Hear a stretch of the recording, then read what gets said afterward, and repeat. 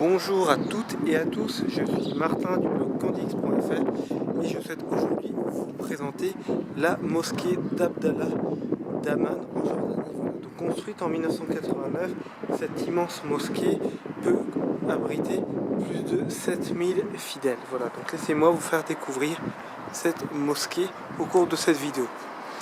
Voilà, donc là comme vous pouvez le voir, ceci est un minaret.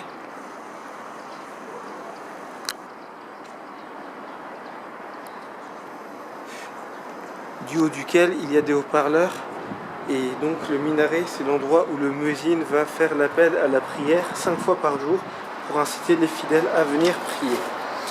Voilà, donc dans les mosquées il faut déchausser pour rentrer à l'intérieur. Voilà, donc laissez-moi vous présenter l'intérieur de la mosquée.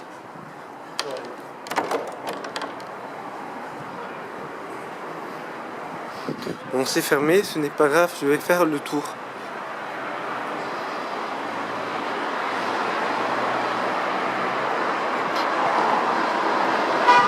Voilà, donc en face de la mosquée se trouve une église, preuve de la tolérance des Jordaniens, car d'ailleurs ce pays est laïque et toutes les religions ont leur droit de citer en Jordanie. Voilà, donc la parenthèse étant terminée, je vais faire le tour de la mosquée pour vous faire découvrir à quoi ressemble l'intérieur d'une mosquée.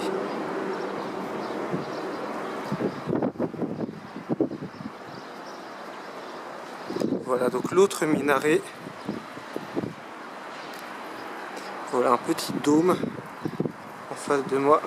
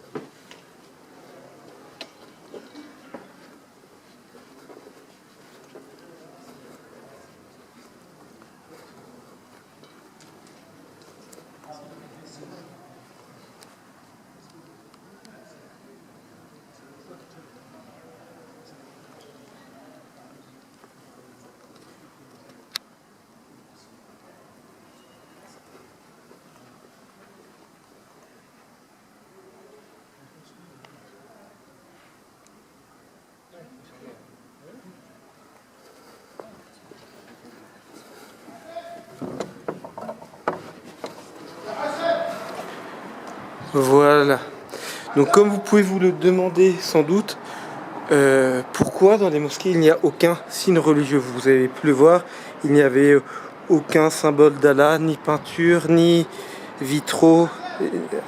Voilà, c'est pas comme dans les églises catholiques où on voit des Jésus un peu partout.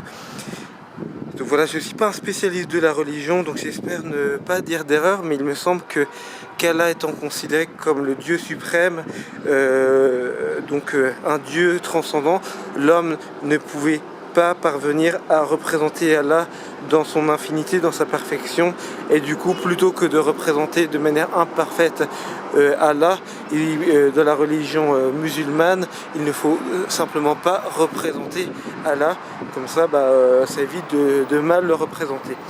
Voilà, ce qui explique pourquoi il n'y a généralement que des figures géométriques dans les mosquées et pourquoi les musulmans n'aiment pas, enfin en tout cas pourquoi c'est mal vu de représenter Allah.